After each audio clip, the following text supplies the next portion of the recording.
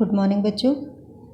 आज हम करेंगे क्लास 9th की विज्ञान विषय में वर्कशीट नंबर 55। ये वर्कशीट हमारे साइंस के चैप्टर गुरुत्वाकर्षण की नेक्स्ट वर्कशीट है। आज की इस वर्कशीट में हम इस चैप्टर में जो टॉपिक करेंगे उस टॉपिक का नाम है मुक्त पतन, जिसे हम कहते हैं फ्री फॉल। पृथ्वी पर ऊपर की ओर फेंकी हुई वस्तुएं नीचे की ओर किस प्रकार आती हैं। तो बच्चों, आज हम इस प्रश्न का उत्तर अपनी इस वर्कशीट में जानेंगे कि पृथ्वी पर हम कोई भी वस्तु जो ऊपर की ओर फेंकते हैं वो नीचे की ओर कैसे आती हैं। आप लोग सभी बच्चे जानते हैं कोई भी चीज़ जो हम कोई भी वस्तु ऊपर की ओर जब फेंकते हैं तो हमेशा नीचे की ओर आती हैं। तो वो कैसे आती हैं, तो इसके बारे में हम जानेंगे। कोई भी वस्तु जो पृथ्वी की सतह से ऊपर की ओर फेंकी जाती है वह एक ऊंचाई तक जाकर पृथ्वी की ओर गिरने लगती है। तो ये आप देख रहे हैं इस चित्र में एक बॉल है। इस बॉल को ऊपर की तरफ जब फेंका गया है तो इस ऊंचाई तक जाती है और ऊंचाई तक जाने के बाद फिर ये नीचे की तरफ जो है वो ज़मीन की तरफ आ जाती है, पृथ्वी की तरफ आ जाती है और नीचे की ओर गिरने लगती है।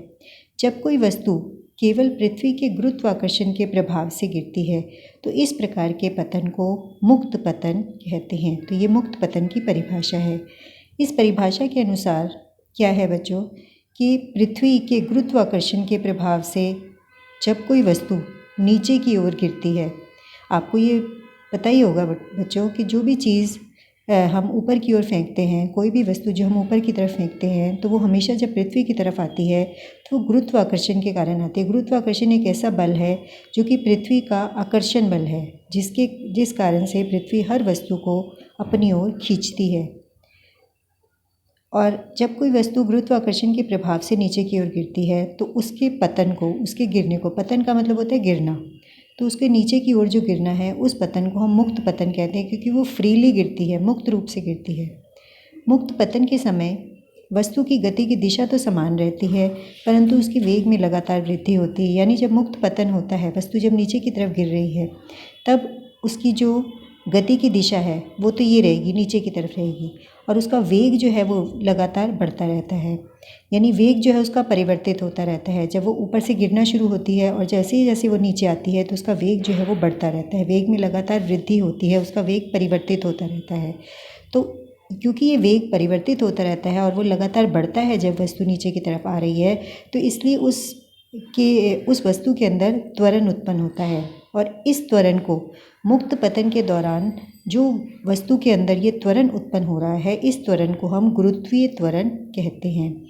और इस गुरुत्वीय त्वरण को जी अक्षर, स्मॉल जी के द्वारा दर्शाया जाता है और इस जी का मात्रक होता है मीटर पर सेकेंड स्क्वायर, मीटर बटा सेकेंड स्क्वायर। तो ये है आपका गुरुत्वीय त्वरण के बारे में। अब नेक्स्ट आगे हम चलते हैं बेटा। पृथ्वी के गुरुत्वीय त्वरण के लिए हम समीकरण कैसे हम निकालते हैं। मान लीजिए किसी वस्तु और पृथ्वी के द्रव्यमान क्रमशः m और m है।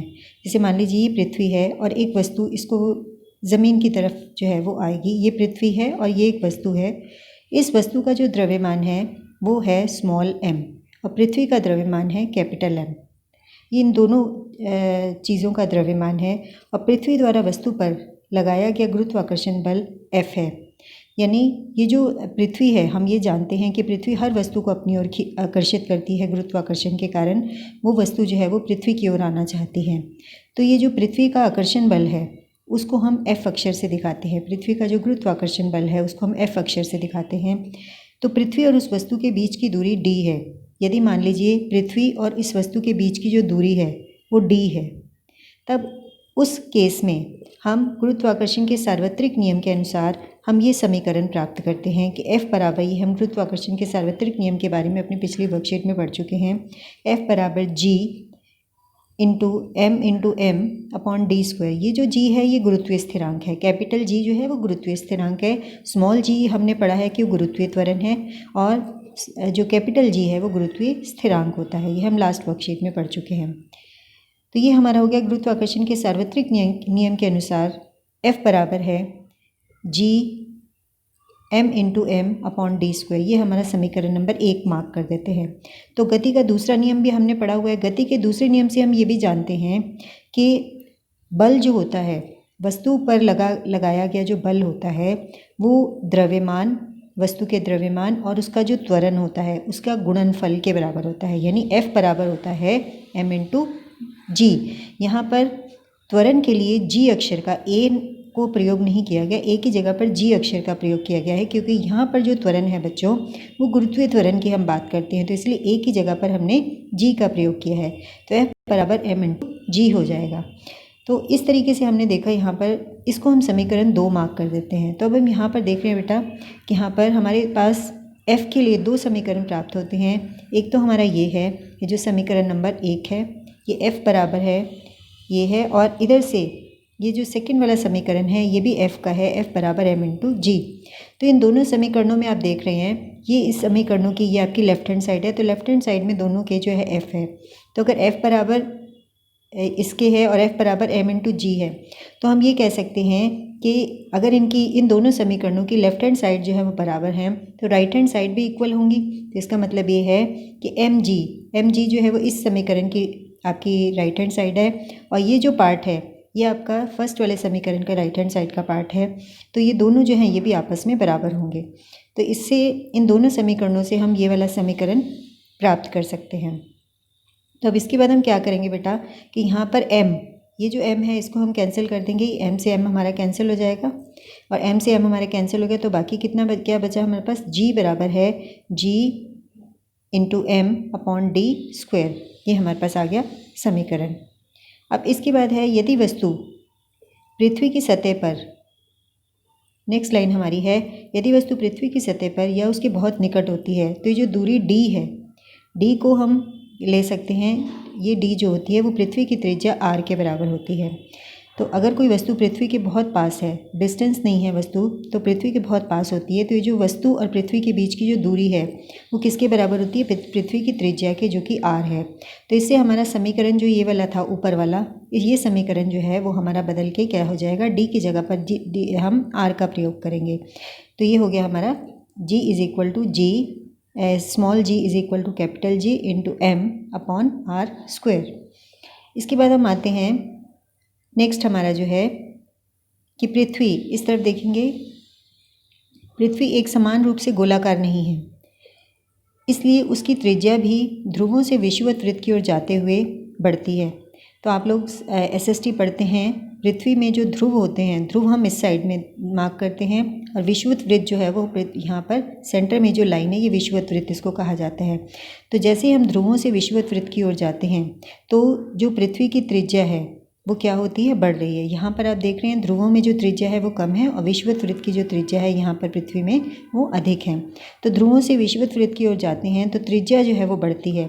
अब क्योंकि त्रिज्या बढ़ती है यानी r का मान जो है वो बढ़ता है, विषुवत वृत्त की ओर जाते हुए r का मान बढ़ता है, तो इसलिए g का मान क्या हो जाएगा, यहाँ पर आप देखेंगे इस समीकरण में अगर r का मान बढ़ेगा तो g का मान क्या हो जाएगा, कम हो जाएगा। इसका मतलब ये है बच्चों कि विषुवत वृत्त पर g का मान जो है वो कम होता है। तो यहाँ पर आप लोग देखेंगे, यहाँ पर आपका लिखा भी है कि g का मान ध्रुवों पर विषुवत वृत्त से अधिक हो जाता है, यानी विषुवत वृत्त पर g का मान जो होगा वो कम होगा और ध्रुवों पर अधिक होगा, क्योंकि ध्रुवों पर जो त्रिज्या है वो कम है और विषुवत वृत्त की त्रिज्या जो है वो अधिक है। तो इस तरीके से आपकी ये जो वर्कशीट है हमारी कंप्लीट हो जाएगी, और इसके बाद हम इसके क्वेश्चन आंसर देखते हैं बच्चों के। क्वेश्चन आंसर हमारे क्या हैं। पहला फर्स्ट क्वेश्चन है, मुक्त पतन को संक्षेप में समझाइए। तो मुक्त पतन को संक्षेप में कैसे समझाना है, मुक्त पतन के लिए आप लोग यहाँ से इसका आंसर लिखेंगे। मैं आपको आंसर मार्क करके बता रही हूँ। इसमें ये मुक्त पतन की परिभाषा है यहाँ से लेकर यहाँ तक, तो ये आपका यहाँ से लेकर यहाँ तक ये आपका फर्स्ट क्वेश्चन का आंसर हो गया। मुक्त पतन को संक्षेप में समझाना है। उसके बाद है नेक्स्ट, गुरुत्वीय त्वरण किसे कहते हैं और इसका मात्रक क्या है, सेकंड क्वेश्चन। तो सेकंड क्वेश्चन गुरुत्वीय त्वरण क्या है और इसका मात्रक बताना है, तो ये आप यहाँ से लिख सकते हैं बेटा। ये देखेंगे, मुक्त पतन के दौरान वस्तु द्वारा अनुभव किया गया त्वरण जो होता है गुरुत्वीय त्वरण कहलाता है। इसे g द्वारा दर्शाया जाता है और g का मात्रक मीटर पर सेकेंड स्क्वायर है। तो ये आपका क्वेश्चन नंबर 2 का आंसर हो जाएगा। इसके बाद हम आते हैं क्वेश्चन नंबर 3 पे। क्वेश्चन नंबर 3 हमारा जी का मान ज्ञात करने का सूत्र परिकलित करना है। तो जी के मान का सूत्र जो है वो हमने यहाँ पर, ये जी का सूत्र है। अब इसको कैसे निकाला है ये आप पूरा इसके अंदर यहाँ से लिखेंगे इस आंसर को। इस आंसर को लिखने के लिए बेटा आप यहाँ से स्टार्ट करेंगे, यहाँ से लेकर और यहाँ तक, ये आप पूरा कंप्लीट जो है ये आपका आएगा थर्ड क्वेश्चन का आंसर। ये पूरा आप यहाँ से लिखेंगे। इसमें आपको जी के फॉर्मूला बताना है कि जी का फॉर्मूला कैसे आया है। उसके बाद है क्वेश्चन नंबर 4। क्वेश्चन नंबर 4 है जी का मान पृथ्वी के विषुवत वृत्त की अपेक्षा ध्रुवों पर अधिक क्यों होता है। तो इसका आंसर आप लोग यहाँ से लिखेंगे कि ये है बेटा आपका, क्योंकि इसकी त्रिज्या ध्रुवों से विषुवत वृत्त की ओर जाते हुए बढ़ती है। इसकी माने पृथ्वी की, यहाँ पर इसकी की जगह पर आप लिख दोगे पृथ्वी की।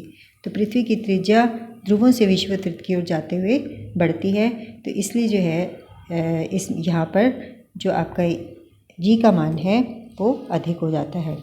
तो ये आप लोग जो है इसका आंसर क्वेश्चन नंबर 4 का आप यहाँ से लिखेंगे। तो बच्चों आशा करती हूँ आपको ये आज की वर्कशीट समझ में आ गई होगी। अगर आपको बेटा वर्कशीट में कुछ भी पार्ट समझ में नहीं आया तो आप इस वीडियो को दोबारा से देख सकते हैं। थैंक यू बेटा।